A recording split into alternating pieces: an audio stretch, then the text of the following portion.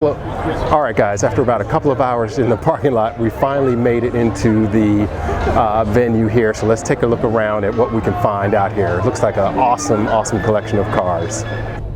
All right, check it out. They had a Rimac Concept One, which is an all-electric vehicle. There's a motor on each wheel. So there's 4 motors in this thing, and combined they make 1,224 horsepower. 1,224 horsepower. I mean, that's incredible. And a top speed of, I think, 220 miles an hour. This thing is a beast, and it made the news lately, as I'm sure you heard. Richard Hammond drove one off of a cliff practically, and it rolled down and caught on fire. But Richard Hammond, I think, escaped with just minor injuries. But this thing looks like it is an electrical beast. Even those rear openings for the lights, there's a hole in the middle, and that's for ventilation. Right from start, right from 0 miles an hour, you have maximum amount of torque. So instant torque. It's just amazing. All right, this is cool to see too. This is a Pagani Huayra BC. So this is a special edition named after the first person to purchase a Pagani automobile. And the initials are BC of that guy. I can't pronounce the Italian name for real, but this is an impressive thing to see. This car has an AMG Source 6.0 liter V12 bi-turbo engine that makes 790 horsepower and 811 foot-pound of torque. I mean, this is a beast. Did you see how the exhaust pipes are purple? I bet you they turned purple from all the heat. Anyway, all this carbon fiber, it just looks beautiful. Stunning piece of art, this car. And all those aerodynamic wings and flaps and movable panels. Pretty cool, pretty impressive machine here. And speaking of big dogs, we've got the LaFerrari here. I mean, a LaFerrari in the metal right here in front of me. So I'm sure you know all about the stats on this. It has a V12 engine, 6.3 liter V12 combined with electric motor for a total output of 950 horsepower. A beast, King Kong here. I mean, this is pretty impressive. So it's just great to see it actually in the flesh, but it is so impressive to look at. Wow, what a machine. You know what, I will say it's a piece of art. This is sculpture here. Really purposely built sculpture to go really fast.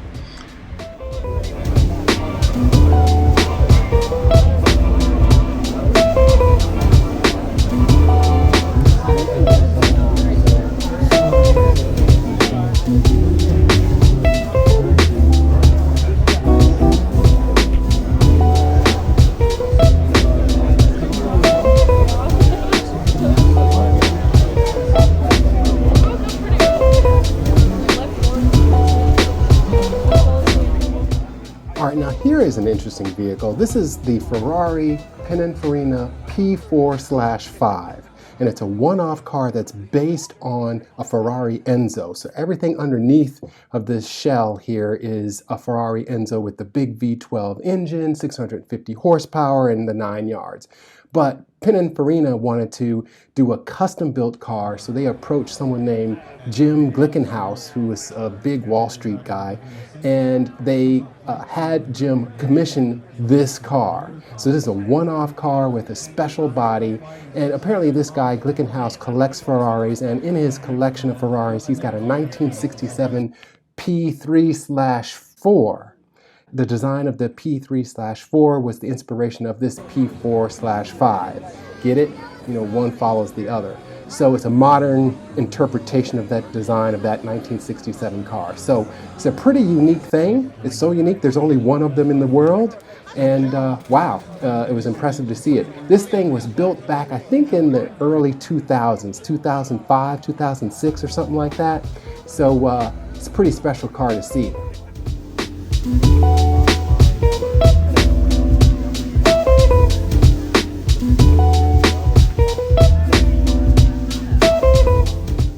All right, guys, and here we have one of the most exciting cars from when I was growing up. This is the Ferrari F40. It was out in the late 80s, early 90s, and boy, was this an exciting car.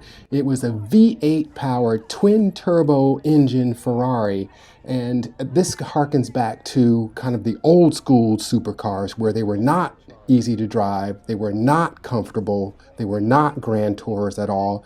This car is all about pure excitement, and you really better strap in and strap on if you want to drive one of these things quickly.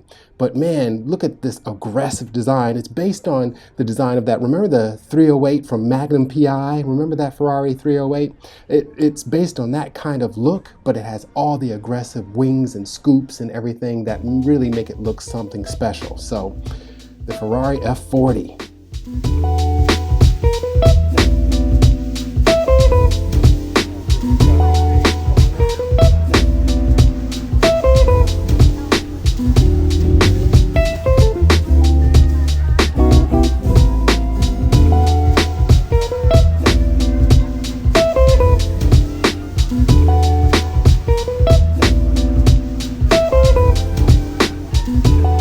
By Scaglietti. It's a rare car.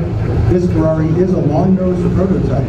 Under that long nose, a 3.3-liter V12 with 280 horsepower. Congratulations, it's a gorgeous car, a sublime color. I'm so glad to see a Ferrari that isn't red. Thank you.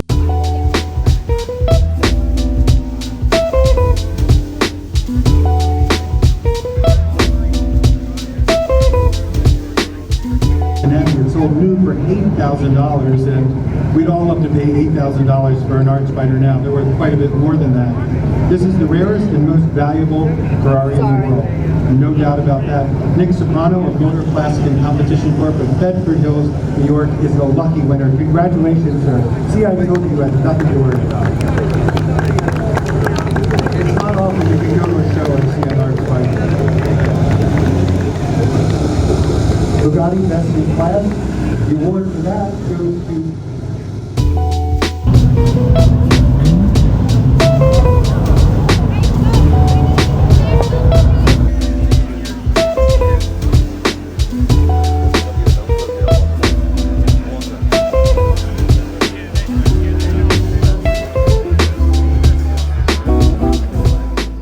Looks like we have an early example of a Bugatti Veyron here. Even the early ones were a beast. They produced about 1,000 horsepower from its W16 engine, and that W16 engine had 4 turbochargers on it. So this thing was breaking records out of the gate.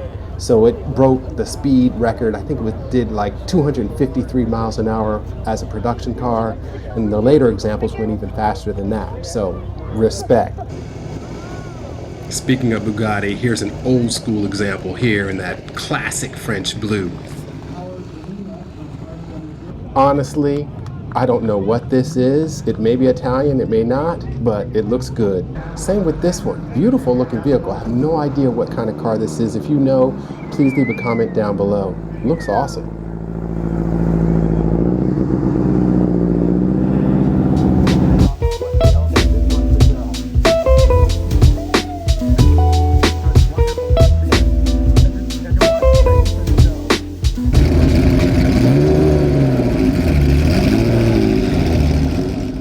Here's a cool looking Alfa Romeo race car. It's tiny, but loud. I had to include the Lamborghini Centenario in this video since this video focuses on the Italian marques at the show. There is a separate video explaining this car in detail, so look for that in the description below. And also look for my next video on the Greenwich Concours, which I'll focus more on the British and the German car makers, Mercedes, Porsche, BMW, as well as Jaguar and some of the other big marques from those countries. So take a look at those and look for you in the next video. I hope you enjoyed this one. Hit that like button, subscribe, and I'll see you in the next one.